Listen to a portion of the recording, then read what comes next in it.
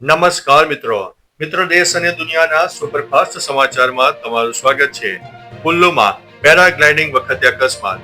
હિમાચલ પ્રદેશના કુલ્લુમાં 27 ડિસેમ્બરની સાંજે ગરમાં paragliding site ઉપર એક ગમખ્વાર અકસ્માત સર્જાયો. મુંબઈનો પ્રવાસી દિવ્યા પ્રજાપતિ પેરાગ્લાઇડિંગ દરમિયાન આશરે 70 થી 80 ફૂટની ઊંચાઈએથી નીચે પટકાતા ગંભીર રીતે ઈજાગ્રસ્ત થયો.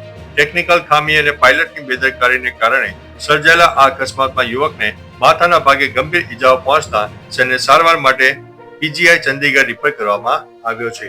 અન્ય મહત્વના સમાચારની વાત કરીએ તો 2026 માટે અંબાલાલ પટેલની મોટી આગાહી.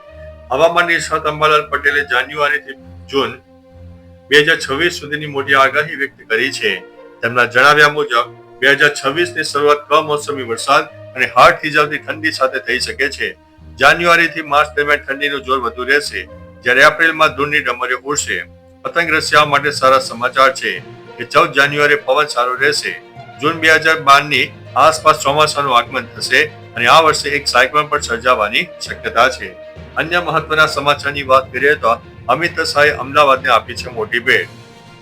કેન્દ્રીય ગૃહમંત્રી અમિત શાહે અમદાવાદમાં રૂપિયા 330 કરોડના વિકાસ કાર્યનું લોકાર્પણ કર્યું હતું, જેમાં 15 લાખ નાગરિકોને સુવિધા આપતા વેસ્ટર્ન ટ્રંક મેઇન લાઇન પ્રોજેક્ટનો સમાવેશ થાય છે. આ પ્રસંગે 1973 ની પૂર હોનારતના 173 અસરગ્રસ્તોને 50 વર્ષ બાદ પ્લોટની સનદ અર્પણ કરીને માલિકી હક અપાયો હતો.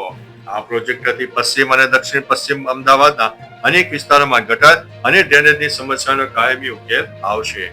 અન્ય મહત્વના સમાચારની વાત કરીએ તો દેવાયત ખવડ અને ધ્રુવરાજસિંહને લઈને મોટા સમાચાર. દેવાયત ખવડ અને સનાતનના ધ્રુવરાજસિંહ ચૌહાણ વચ્ચે 5 મહિનાથી ચાલી રહેલા વિવાદનો અંત આવ્યો છે. ફેબ્રુઆરી 2025માં ડાયરાના કાર્યક્રમથી શરૂ થયેલી બબાલ, હુમલા અને કાયદાકીય લડત 28 ડિસેમ્બર બંને પક્ષો એકબીજાને મીઠાઈ ખવડાવીને સમાધાન કર્યું હતું.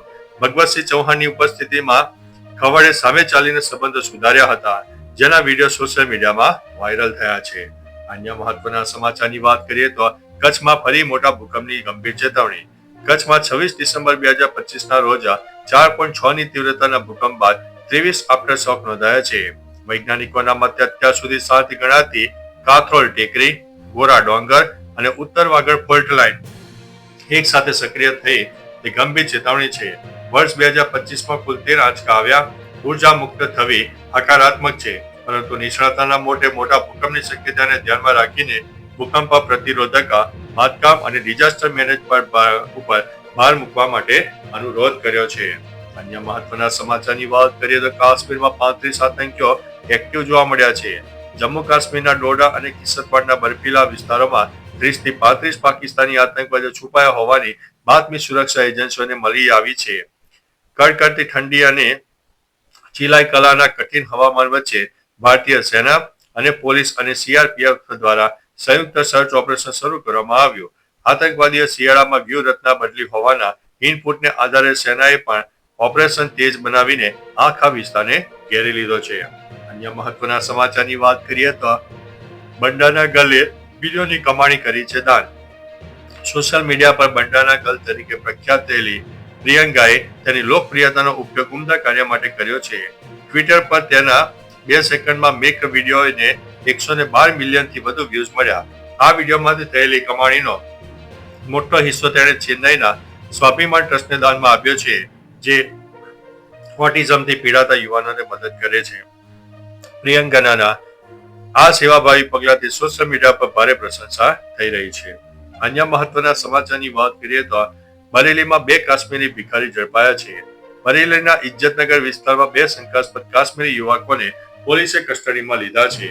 ધીમરી ગામની મસ્જિદમાં રોકાયેલા આ યુવકોની પૂછપરછ દરમિયાન કોઈ સંતોષકારક જવાબ મળ્યા નથી.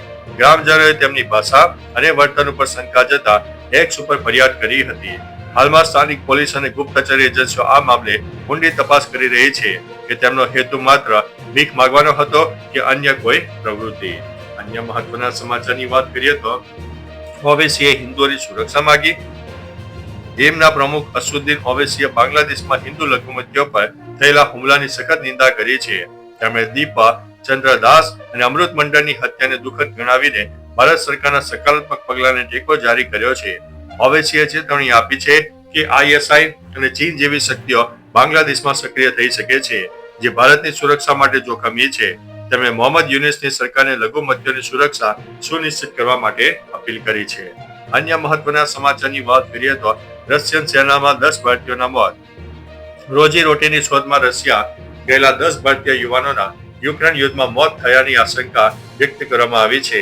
ભાઈની શોધમાં રશિયા ગયેલા પંજાબના જગદીપસિંહે પુરાવાઓ સાથે રાજ્યસભાના સાંસદ સંત બલવીરસિંહ સિંચેવાલનો સંપર્ક કરીને આ પુષ્ટિ કરી છે. મૃતકોમાં પંજાબના 3 અને ઉત્તર પ્રદેશ તેમજ જમ્મુના 7 યુવાનો સામેલ છે. પરિવારો લાંબા સમયથી તેમની રાહ જોતા હતા, પરંતુ હવે તેમના મોતના સમાચાર મળી ગયા છે. અન્ય મહત્વના સમાચારની વાત કરીએ તો સ્ટેડિયમમાં દર્શકે પકડ્યો 1.08 કરોડનો કેચ. સાઉથ આફ્રિકામાં રમાઈ રહેલી SA20 લીગમાં ડર્બન સુપર જાયન્ટ્સ અને MI કેપ ટાઉન વચ્ચેની મેચમાં એક અદભુત નજારો જોવા મળ્યો.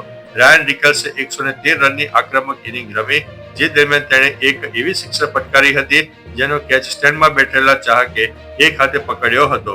આ કેચ બદલ SA20 લીગ દ્વારા ચાહકને 20 લાખ રેન્ડ એટલે કે આશરે 1.08 કરોડ રૂપિયાનું ઇનામ આપવામાં આવ્યું છે.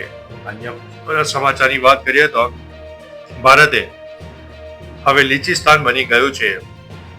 જમ્મુ કાશ્મીરની PDP અધ્યક્ષ મહેબૂબા મુફ્તીએ એક કાર્યક્રમમાં વિવાદાસ્પદ નિવેદન આપતા જણાવ્યું હતું, મહાત્મા ગાંધી અને જવાહરલાલ નહેરુએ કલ્પેલું ભારત હવે લીચિસ્તાનમાં બદલાઈ ગયું છે.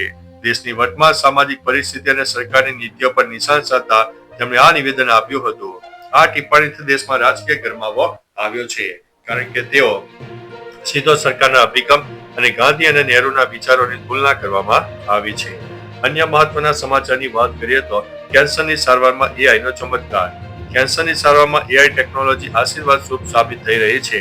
ડાના ફાર્બર અને મેસ જનરલ બિધમ દ્વારા વિકસિત ENE પ્રેડિક્ટર ટૂલ માથા અને ગરદનના કેન્સરની સચોટ આગાહી કરે છે.